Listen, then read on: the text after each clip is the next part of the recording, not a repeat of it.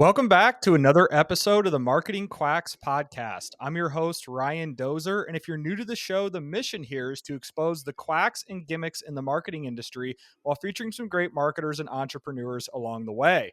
On this episode, I'm really excited to welcome my guest, Ali Schwanke. Now, Ali's the founder of Simple Strat, host of HubSpot Hacks on YouTube, podcaster, and an expert in all things B2B marketing. So, Ali, thank you so much for joining the show. Thanks for having me on. Yeah, absolutely. So for those of you who haven't heard of HubSpot Hacks or Ali, can you just do a brief intro on kind of who you are and what you do?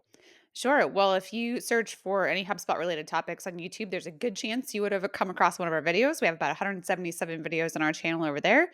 And our company, Simple Strat, is dedicated to helping people get more into HubSpot. So whether you're buying, building, migrating, training, anything that you would do with a sales and marketing automation platform, we live there. And we help companies nationwide because we're a remote company. So we love talking about getting more results out of your sales and marketing, specifically in the realm of technology. You definitely built that moat around HubSpot keywords for sure.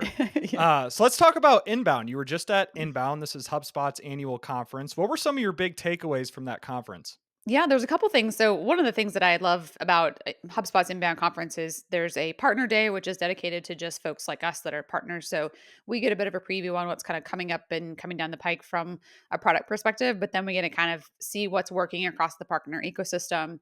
From like when we first went in 2017 to today, there was no apps in the marketplace to now there's about 1,700 different apps that connect with HubSpot. So just a lot of innovation and growing. But I think the three things that I noticed are one, I mean, the proliferation of AI. Last year it was like it was kind of more of this like AI is going to do everything. It builds your website, it writes your copy, it does all the things. And I think this year it was kind of like, all right, AI is going to be our co-pilot, our assistant in helping us grow our business with specific repeatable actions, but not necessarily from it's going to replace us. I think there's a lot of like really good conversations and tools coming out of that. Two, I think there's a lot more collaboration that came out of the conference that, I've heard a lot of people say it was their best inbound yet. I know I came in with a record number of new relationships, and I think a lot of people did.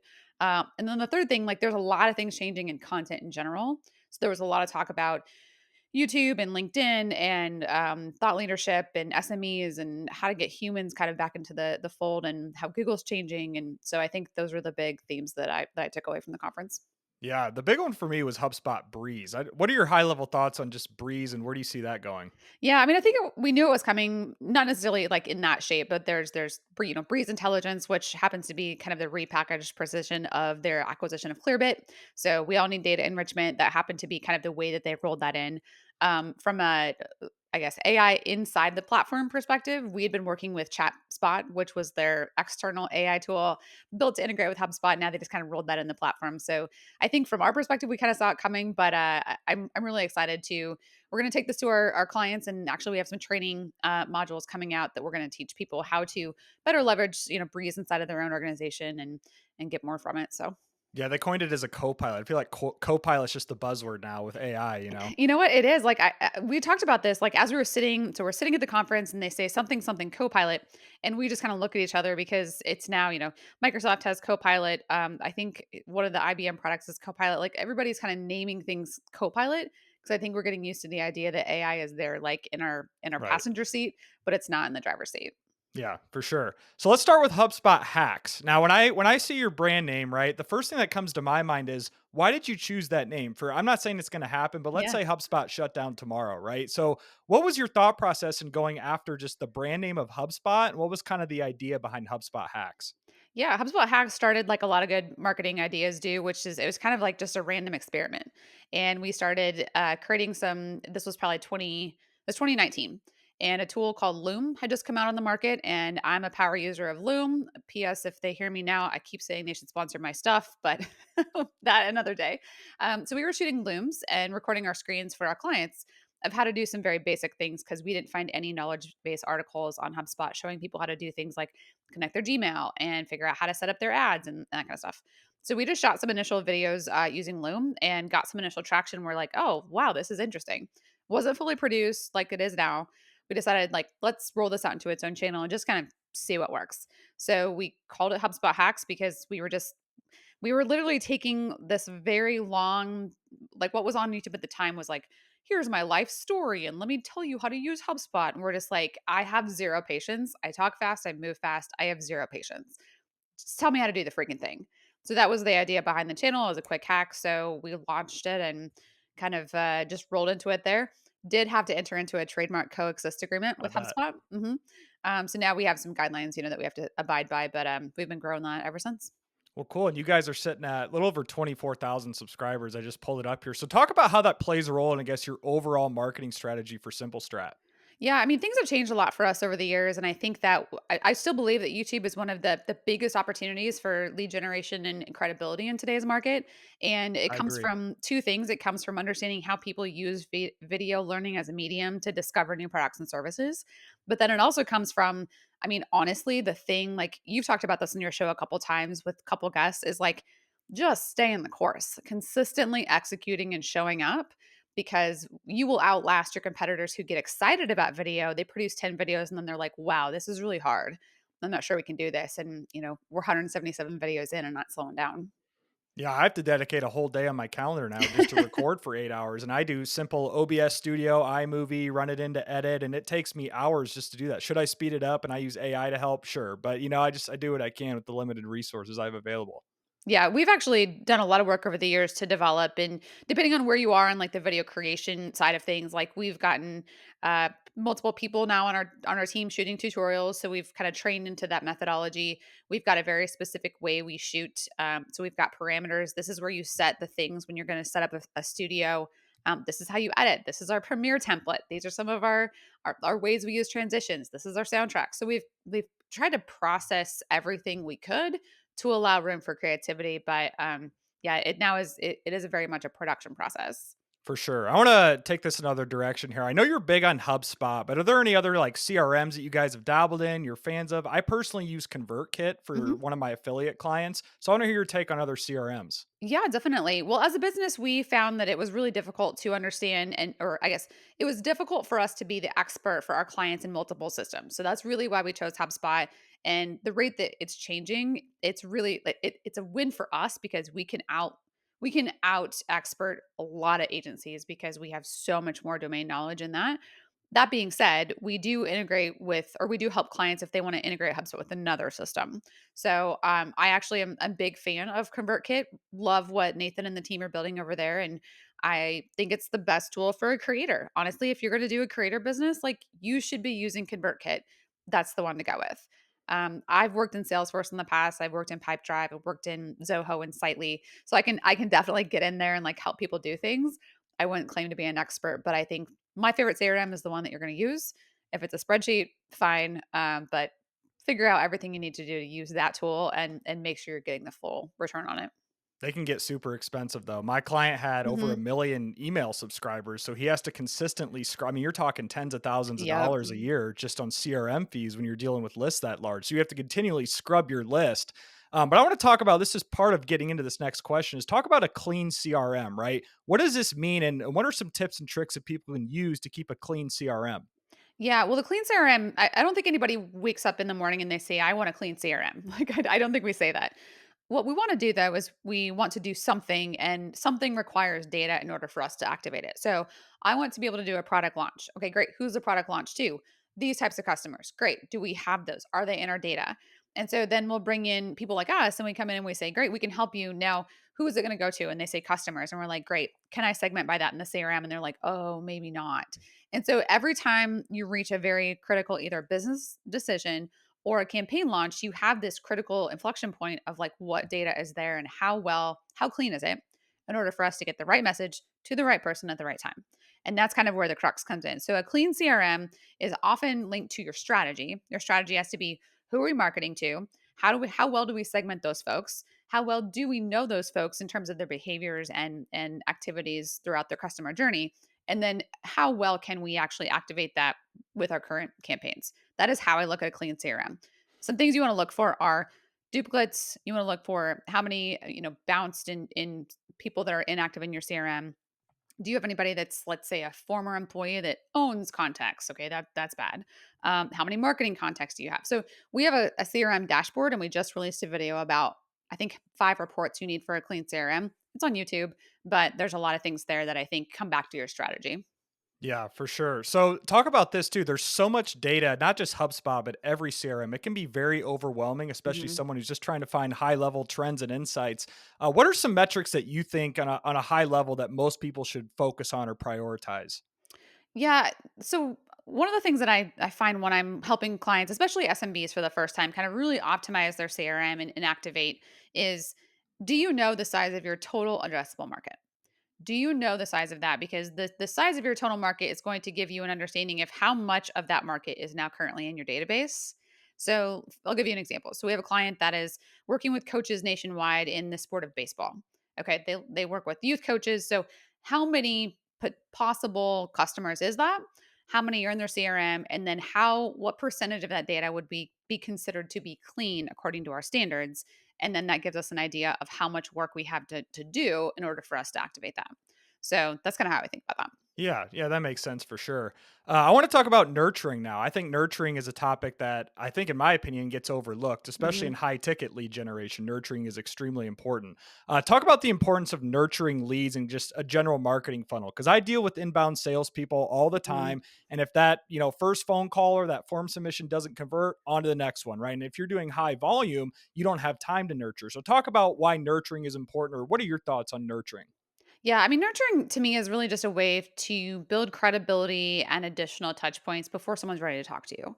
And I think there's kind of two ways I think about nurturing. One is I have this problem right now, but I may not have the other things that I need in order for me to talk to sales. So it might be I don't have budget authority. I really don't have a timeline. Like we've had people that have reached out and engaged with our content that have followed us for 2 years. They know they have a CRM that's dirty, but they've got this entire kind of belief system inside their org that has to shift in order for them to have budget and authority for them to activate like a meeting with us. Any amount of us calling Right. them in advance would not have spurred a meeting. Then there's the other side, which is like nurturing content to help them uncover the pain in a much more time based like urgency environment. So let's say um, you don't know the things that you don't know about. So because you don't know that, the content is designed to help you uncover that need a little bit further. So if you have both those environments, you have to figure out which one you're nurturing toward. Are you nurturing them toward the fact that they keep canceling meetings because they don't have enough their buying committee is not bought in?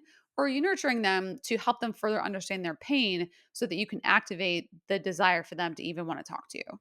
So Yeah. those really kind of they might be one and the same, but usually they're a little bit different scenarios. And that makes sense. For my, niche that I work in, which is cash-based medical for a lot of my clientele, webinars are actually a big Mhm. part of that nurturing. Are you a Yeah. big fan of webinars? Yeah, we do webinars on a monthly basis for us and our clients, and we've definitely found that webinars are really great. I'll call them like a let's say that you have to have some sort of converting piece of content in that content journey. And let's just use the example of bringing leads off of LinkedIn. So a lot of people are using LinkedIn to connect and share content whatever, but the getting them to your website, getting them to your company before they're ready for a meeting, nobody wants to take a meeting that's like pitch slapped in the DMs, right? Yeah. So the best way to do that is to get them into something where they don't feel like it's a meeting. They can kind of hang out on the periphery and they can get some value. Webinars are a good example of that. There's so many terrible webinars that unfortunately, like sometimes that doesn't work. But if you just deliver value and learn how to deliver a good webinar, you can do a lot of good in nurturing if you're using that as a strategy. We call it clearing the bases in what we do, right? We get people on base through pay-per-click, SEO, and all Yeah. the different marketing things to get them in the funnel. And then they're on base. They're somewhat interested, interacting with our content or emails. The webinar, we call it clearing the bases because we see Mm. conversion rates jump whenever we do webinars for our medical clients. Yeah, I love that. I'm a baseball mom, and so I understand what that means. That's like you got the right kid up to bat, and you got our three RBIs with that webinar for sure. Yeah, yeah, for sure. So let's talk about AI a little more. Obviously, that's a hot topic, not just for Mhm. HubSpot, but in general. Just high level, Ali, how do you see AI just changing the way we approach lead gen, customer segmentation, targeting? Where do you see this going in the near future? Yeah, for me personally, I think I'll talk about some of the value that I'm already seeing and talking through our clients is, I mean, one of the first places, especially as a service business, is the ability to be fully engaged in a meeting and have your AI attend as a note taker as long as it's listening to a very specific framework. So I think thinking through how do you run the meeting, how do you run it so that you can have the AI note taker actually follow along with that framework or the methodology, and then serve follow up faster and more effectively. Documentation of those notes so the handoff to the delivery team is more consistent, And then third, if you're doing it right, like we use a tool that is sales sentiment specific. And so it's giving us pain points and interests after every single sales call. What that does for me is it gives me trends of what's being talked about in our sales meeting, which provides direction for my content strategy, direction for us from a like what's trending in the marketplace. So for me, I think it's a lot of insights and efficiency. And then as it comes to like writing content and that sort of thing, we could probably go deeper on that. But I would say from a sales perspective, those are the two like huge ROI gains that I think a lot of companies can have like right away. Yeah, so AI for lead scoring, I guess, is a good way to put it too. We actually do this in call rail too. They're adding new AI features here and there. We Mhm. like throw in certain words where if they say this, it's a Yeah. positive sentiment. If they say this, it's a negative sentiment. Then that sends a trigger back to Google Ads on the conversion data. It gets Mhm. very sophisticated when you start going down this path. Yeah, I love it. So I want to talk about what's your AI tool stack right now, Ali? Like without getting too far in the weeds, you don't have to share all of it. Just Yeah. talk about what AI tools you're using in your workflows. Yeah, there's a couple. So, we've got our meeting, two meeting note takers, depending on what part of the team you live on. We've got Fathom and Sybil, the two meeting note takers. We're obviously paid users of ChatGPT, OpenAI. That's certainly part of that. Dolly. Um, the like depending on what types of content's being created, like there's some Canva AI that fits in the middle of that. We obviously use HubSpot AI in the mix. Descript has a really good, they call it the overlord in their podcast transcription and sort of content creation piece. Opus Clips, Post I love Opus Nitro. Clip. Yeah, it was, people often like joke with me that I just, every time they talk to me, I have a new tool, but every single one of those has a very specific purpose in why we use them. Well, that's good. And I always tell people in these AI consultations I do 99% of the tools that you see that are marketed to you that have a really fancy UI and it's 20 or $30 a month, claiming to be a silver bullet, Hmm. white label OpenAI, white label Claude, upselling the API Hmm. usage, and they're trying to sell you a fancy product. Yeah. Well, I mean, to be fair, a lot of times, I mean, if you think about some of the tools we use today, like, I mean, when HubSpot first started out, it was just sort of a fancy Mailchimp. Sorry, HubSpot, but that's that's kind of what it is, Oh, you know? yeah. That's SaaS in general. I mean, most of Right. SaaS is all white labeled from one original SaaS tool. Yes, exactly. So if you think about, I mean, that's one thing that as an entrepreneur, as well as a marketer, that I find very interesting is when you can construct the value statement for a very specific use case for a very specific audience. That's the key to one, great marketing, and actually two, a really great product that can live on its own because people don't have to. When you have too many options with the product, you have no options. So when you narrow it down and say, this is the AI tool for doctors to use to post on whatever, all of a sudden they're like, oh my God, this is for me, right? Let's talk about HubSpot's AI agents. One question I'm curious about that you have or whatever is just what are your most like ones you're looking forward to on the marketplace? Like, are there any certain agents you have your eye on that could have use cases for what you do? Yeah, I think a lot of times we're like as a business owner, you're looking at what do you do repeatedly for clients inside of the platform. And so there's definitely data cleanliness and duplicate management, and those tend to be at the top of the list. Auto building workflows. Like I think the like Zapier, if you go into that as a tool today and you say, here's what I'm trying to build, and then you talk to it, and then it kind of prescribes a flow of zaps. I mean, I think those are some of the things that a lot of us are finding will find to be helpful inside of the HubSpot ecosystem. The other thing is really like going and finding the right data inside the system to be able to, instead of like learning how to click around, you just have the AI agent essentially like guide you around the platform. So those are a couple things we've talked about. One thing I want to hear your answer to this question. I always ask people now whenever we're on the topic of AI, do you think AI can create or is it just remixing and repurposing everything? I mean, right now the way it exists, it's remixing and repurposing. I think the jury is out on how sophisticated that gets. I think there's a lot of, if we get political on it, like there's probably some big things that we need to put in place parameter wise to make sure that robots aren't actually meeting without us and coming up with new things without us. It's So like Terminator scenario. I agree with you, right? So it I think is. that AI is remixing and repurposing what currently exists. Could it start learning from its own stuff and its own training? Sure, but that hopefully that's down the rabbit hole years and years down the road. Yeah, I just posted about this yesterday actually. We were talking about how I'll say back in the day, like 5 years ago, you would say go Google your company, Google yourself, and now you need to ask AI like, "Hey, what are the top what does AI think about insert name of your podcast?" What I asked this the other day. I said, "Who are the top HubSpot experts to follow?" And, what does it give you? And then let's say if I say what are the top marketing podcasts and yours doesn't come up, then you could say why isn't this one in there? And then see what AI says you again, and then say, what would you suggest I do to make sure that you now reference this in the future? So it's like trying to understand the model where it's coming from so you can be served up as a result, just like you did back on the Google search days. I think I just replied to your tweet about that the other day. Was it something about the knowledge graphs, right? Because now we're trying to build a Mhm. knowledge graph in Google, and that's been the foundation of SEO. And Yes. now we're shifting over to LLMs, or we're trying to build that knowledge graph in Mhm. LLMs. Yeah, I mean, if I keep saying stuff like this, like I think I about have probably like 5 years of lock myself in a room and do this for 5 years. But if I did have like a big amount of time where I could just sit and really interact with the AI and LLMs, like there is a lot of understanding on how it's serving up content. And I think you and I probably think like this all the time.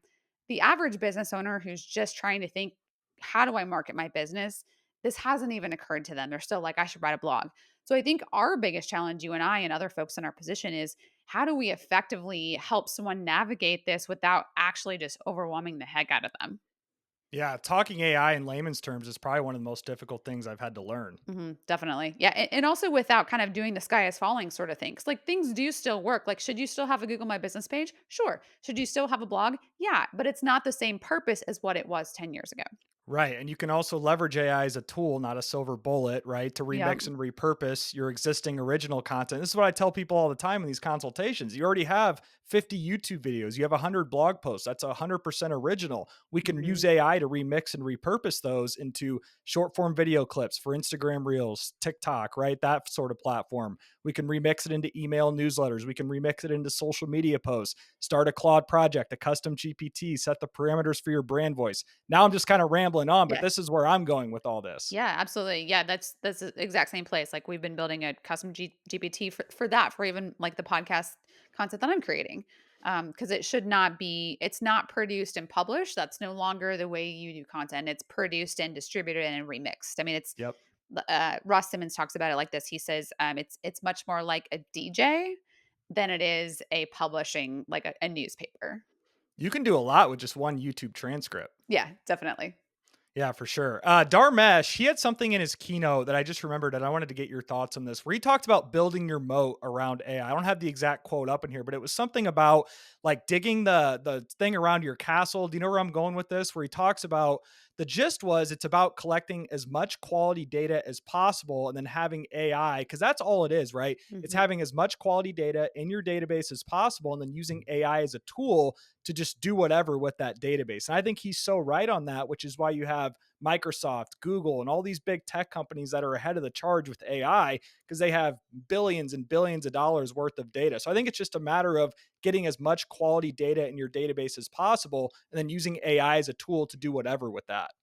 Yeah, we're seeing this a lot in like the customer service or even let's say employee training area. So we've got a team of 10, and if every single time we solve a HubSpot problem, we commit to documenting it, adding it into our LLM library, and then having it be something that we search against and create a growing repository around.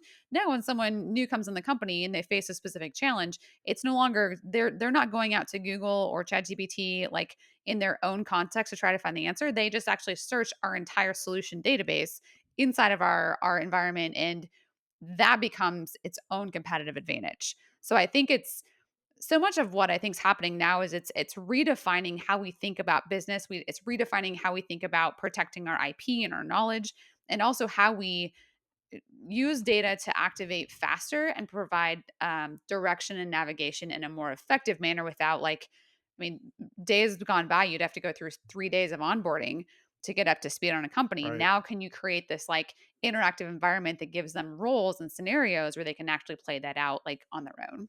Yeah, very well said. Well, I want to talk about marketing quacks now, Ali. This is the Marketing Quacks podcast, after all. Yeah. I want to hear you define a marketing quack and what you do. So, what are some tricks and gimmicks that you see people do? It could be HubSpot, content creation. Just who are quacks in your mind? Yeah, I mean, quacks to me are people that try to answer everything with a very specific certainty. And that to me comes to, what should I do to market my business? And if you have a very specific answer, you probably are a quack, at least maybe to the general audience, because the answer to all those questions, honestly, is it depends. And I hate that answer because it That's does. marketing. It's Yeah. marketing, right? But the further you get, it's that saying, the further you get into knowing something, the less you know. And so it's when you think you've done a couple things and they've worked for you, that might be a very specific scenario and a very specific point in time. And if you try to take that and exactly replicate it to the next company, that just usually doesn't work quite that well. So Quacks usually talk about silver bullets. It's usually about the latest platform, and usually there's some sort of focus on like leads, leads, leads. That just happens to be the name of our game, and everybody in our industry wants leads. So they tend to get the most amount of voice, but they tend to be the people that are, I think, poisoning the water for the rest of us. I agree. That's one of my biggest quacks. I do high ticket lead gen. I don't do, lead gen for restaurants or like this low quality lead gen, right? And I Mhm, always tell people 10 good leads is better than 1 million bad leads. And people mhm, think I'm crazy when I say that, but it's like the amount of nurturing and resources that go in to convince a bad lead to become a good lead. And then it's like, oh, yeah, I never thought of that. So, to your point, when people say leads, leads, leads, I just need more leads and my life mhm. will be fixed. Those are quacks in my mind. Yeah. And usually the question is always, why do you need more leads? And if the answer is like, well, we have a dry pipeline. Well, why do you have a dry pipeline? It's that whole like the 5 why exercise. And so you might find out that they have a dry pipeline because they had a person leave the company who was in charge of this, and this is what happened. And so it was actually more of a staffing issue than it was a leads issue. And they're trying to remedy like if you haven't been active and you haven't been running and you suddenly get married and you want to fit into a wedding dress, the reason why you're going to starve yourself is because you weren't on a healthy program prior. Like it's just Yeah. not sustainable. So I think there's scientific laws in the world for a reason. One of my favorite videos is everything I learned about marketing I learned from physics from a former physicist turned marketer. It's a TED talk. Watch that. Like that itself is everything you need to know. I'll have to show you my favorite TED Talk after we get done recording this. It's Do it. related to marketing too. But Ali, any final notes here as we wrap this up, just on HubSpot, marketing advice, CRMs, anything that we discussed here that you just want to leave the audience with? Yeah, I mean, I think the name of the show is spot on. So when you're looking at how to do marketing, I think one of the things that I would ask is how well do you know your customer? How well do you know where they hang out and who they trust? And then what does your plan look like and how well do you consistently pivot around what's working and what's not working? Like that is the recipe. It's the unsexy recipe, but that is the recipe for great marketing and there really are very few shortcuts and hacks left. So if you're looking for quick fixes, you're going to find a couple of them, but they're not sustainable. You're going to end up spinning your wheels. So ultimately, like that's the advice I leave with people. Yep. Fundamentals of marketing don't change. So, Ali, where can people find you online to learn more? Sure. Well, HubSpot Hacks is over on YouTube. So if you search over there, you'll find us. I've got a podcast called Marketing Deconstructed. So head over to Spotify and check that out. And then on LinkedIn, Ali Schwanke, ALISCHWANKE. Good place to find me. I always post stuff there. Perfect. I'll leave all those links in the description, give you all those podcast backlinks for SEO purposes as well. So, Ali, thank you so much again for joining the show. And thank you to everyone for listening to this episode of the Marketing Quacks podcast. Be sure to tune in again next time.